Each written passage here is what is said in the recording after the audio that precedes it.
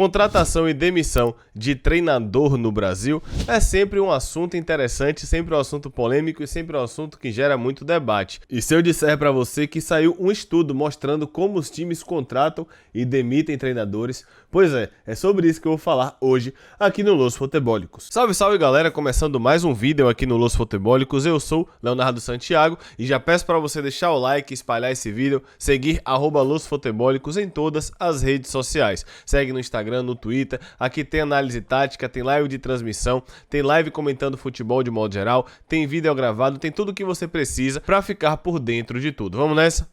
Vamos começar o vídeo. A matéria é do GE, o carrossel dos técnicos. Estudo revela como dirigentes contratam e demitem treinadores no Brasil.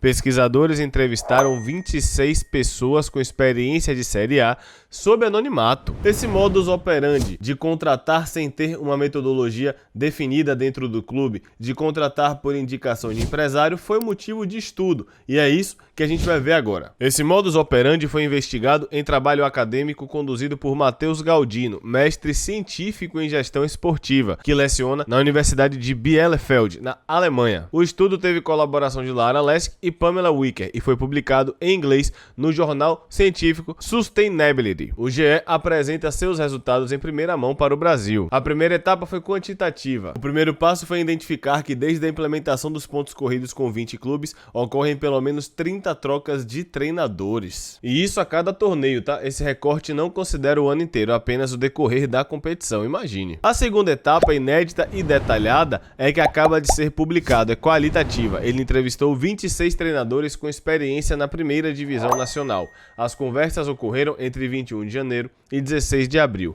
Todos deram depoimentos sob anonimato para que pudessem falar livremente sobre as experiências que tiveram ao longo das últimas décadas. E a gente pode ver que o ano de 2020 nós tivemos 42 mudanças de treinador. Já em 2021 nós tivemos 32, muito por conta da lei também, porém o brasileiro conseguiu dar o jeitinho e sair pela tangente com o tal da rescisão em comum acordo. O ano em que menos tivemos trocas foi 2012, foram 29, e o ano que mais tivemos trocas foi em 2010, onde tivemos 43 trocas. Se você assistiu até aqui, deixa o like e espalha, é muito importante pra gente, beleza? A média de idade dos treinadores é de 54 anos e cada um deles disputou em média 137 partidas no Campeonato Brasileiro. 69% tiveram experiências fora do Brasil e 35% passaram pela seleção principal ou base, número alto inclusive. Imagino que você que está assistindo já passou por um processo seletivo e sabe que podem existir muitas fases dentro de um processo.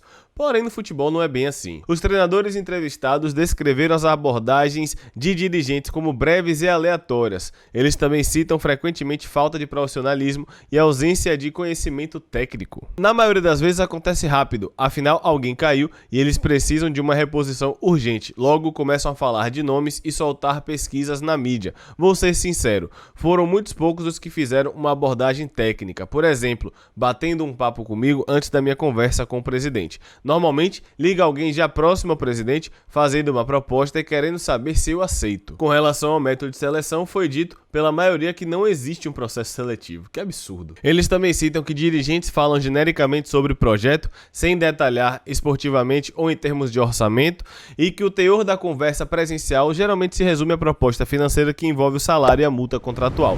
Um deles aqui disse que nunca foi entrevistado, que um dirigente falou que ele serviria de escudo político, o outro falou que precisava dele porque o primeiro havia rejeitado, enfim, tem uma série de absurdos aqui nesse depoimento, tá? Ele disse que recebeu a ligação de um amigo e depois falou que tomou um cafezinho dizendo que ele seria o escudo político e ia receber 5 jogadores que nunca chegaram.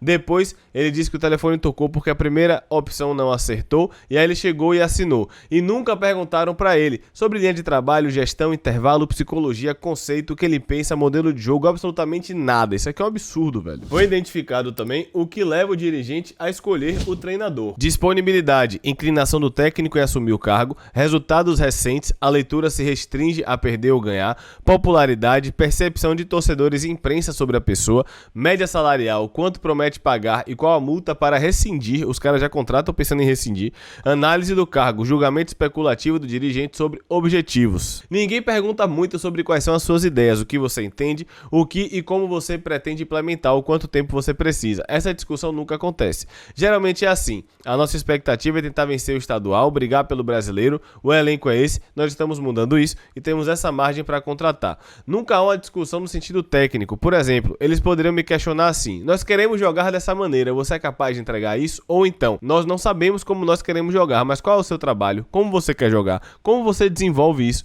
Quais são as etapas? O que você entende que a gente deveria construir o elenco? Isso aqui é o mínimo, gente. Isso aqui é o básico. A gente tá muito atrasado, velho. Agora que o estudo falou um pouco sobre a contratação, chegou a hora da gente falar sobre a questão da saída do treinador, né? Da demissão. E se você assistiu até aqui, mais uma vez, deixa o like. Os treinadores entrevistados afirmaram que não há um mínimo sinal de convicção, que os dirigentes agem por interesse em todos os níveis e que apenas demitem o treinador para satisfazer quem acompanha de fora. No Brasil, existe uma necessidade de se criar rótulos sobre o treinador, nos colocando em caixas. A minha virtude na chegada vai se transformar no meu defeito na saída. Se eu sou contratado pela minha metodologia de treinos, trabalho autoral e estudos, invariavelmente todas essas qualidades se tornarão defeitos. Nenhuma delas adianta, pois elas servem como argumento para apontar defeitos na minha saída.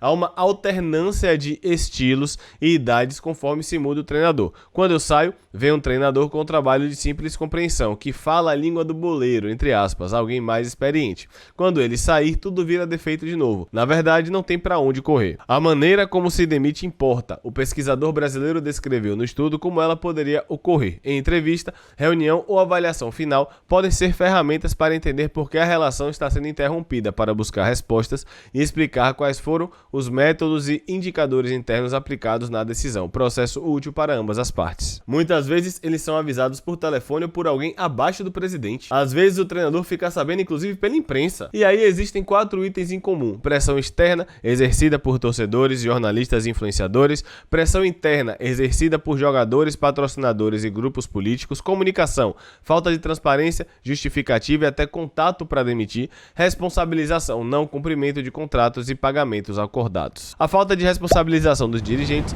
é colocada pelos profissionais nessa posição como incentivo ao contrato e demite. Treinadores saem dos cargos sem terem recebido o salário prometido, às vezes nem a multa, e abrem ações judiciais e aguardam a execução. Um caso citado no estudo levou 19 anos para que a dívida fosse quitada.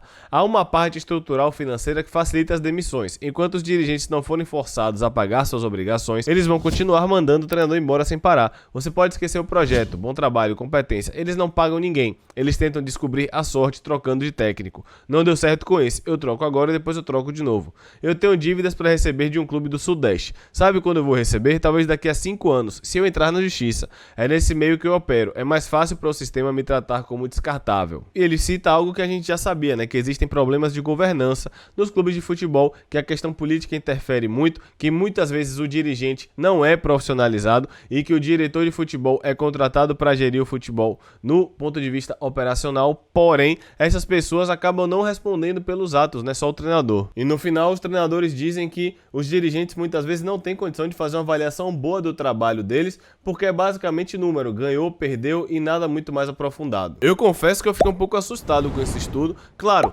nada do que é dito aí é novidade, a gente já sabe que o futebol brasileiro tem enormes problemas, porém, é muito pior do que parece. E você, o que é que você acha disso tudo? Quero saber o que é que você acha com relação à demissão e contratação de treinador, sobre todo o problema de governança, sobre tudo que abrange o nosso futebol. Deixa o like, tamo junto, um abraço.